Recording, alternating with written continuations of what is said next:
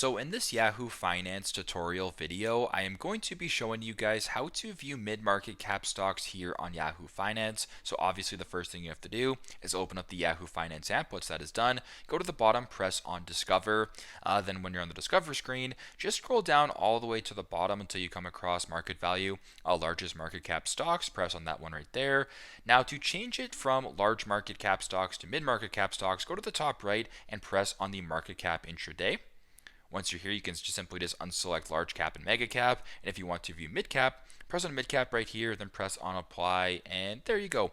Pretty straightforward. Now you can view mid market cap stocks here on Yahoo Finance. So, yeah, as I mentioned before, this is how to view mid market cap stocks on the Yahoo Finance application. Thanks again for watching, and I hope this video helps.